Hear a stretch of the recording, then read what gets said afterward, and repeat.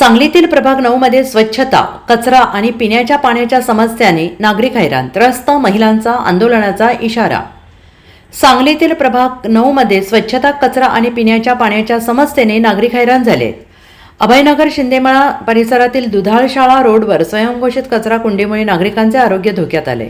रस्त्यावर मोठ्या प्रमाणात कचरा पडत असल्यामुळे नागरिक हैराण झाले आहेत. त्यासोबतच या परिसरातील गटारी तुंबल्या आहेत आणि गटारातून पाणी पुढे वाहत नाही, त्यामुळे नागरिकांच्या घरात बॅकवॉटर बसत आहे.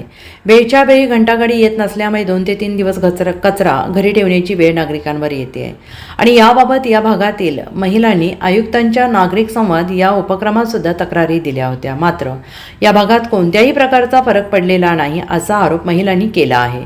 आजही या भागातील गटारी तुंबलेल्या आहेत, तसेच रस्त्यावर मोठ्या प्रमाणात कचरा साचतो आहे. मोकाट जनावरं हा कचरा रस्त्यावर आणून पसरवत आहेत, त्यामुळे आजूबाजूच्या लोकांचं सुद्धा आरोग्य धोक्यात आलेलं आहे आणि या परिसरात समस्या निर्माण झालेल्या आहेत. आज संतप्त महिलांनी रस्त्यावर येत महापालिका प्रशासनाला लक्ष देण्याची मागणी केली आहे. या समस्या सुटल्या नाहीत तर रस्त्यावर उतरण्याचा इशारा महिलांनी दिला आहे. नमस्कार, क्रमांक 9 मधून बोलतेय. इथल्या गटारी वेळच्या वेळ काढत नसल्यामुळे पाणी आत बॅक मारून आम्हाला पाण्याचा खूप त्रास होतोय आणि बरीचशी लहान मुलं आमच्याकडचे आजारी पडलेले आहेत आणि कचरा वगैरे काहीही काढत नाहीत.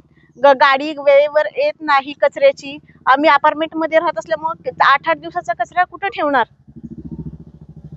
आमच्या घरी तर सगळे बाहेर कचरा टाकत असल्यामुळे अस्वच्छता झालेली आहे. हॅलो, नमस्कार. मी इथे मोना अपार्टमेंट जवळ बोलते, वार्ड क्रमांक 9 मधून. कारण इथं आम्हाला फार त्रास आहे कचऱ्याचा, गटारीचा. परत आणि वेळेवर कोण कामगार लावतो म्हणतात, येत नाहीत. 5 लावतो, 10 लावतो असं म्हणतात. कामगार एक सुद्धा कामगार येत नाही. त्या कामगाराला सांगितले, ते कामगार काम करत नाहीत. बसतात गप्पा मारत आणि वेळेवर जाऊन सह्या करायच्या 2ला झालं काम. आमच्या इथं काही स्वच्छता नाही आहे. गटार जेव्हा काढल्या ना तेव्हापासून हा कचरा पडलेला आहे. इथं घाण दुर्गंध सगळं आमच्या दारातनं आणि आमच्या घरातनं सगळं उडून येते, कागद वगैरे सगळी घाण. आम्ही कसं राहायचं इथं. घरपट्टी तर आम्ही वेळेवर भरतो, सगळं आम्ही वेळेवर करतो. असं असलं तर आम्ही घरपट्टी सुद्धा आता भरणार नाही आहे. त्यात कचऱ्याचे पैसे घेतात. कचरा सुद्धा आमचा नेऊ शकत नाही तुम्ही. कामगार पाठवतो, हे कुठं आहे कामगार इथं. एक कामगार नाही आहे इथं. आमच्यासाठी आहे इथं. आम्ही कसे राहायचं सांगा. घंटागाडी वेळेवर येत नाही. 4 दिवस 8 दिवस असते. मग आम्ही कचरा कुठे टाकायचा. घरात ठेवायला जागा आहे का. आम्हाला राहायला जागा नाही आहे घरात. इथं रूम मध्ये 3-3 रूम कुठे ठेवायचे कचरा.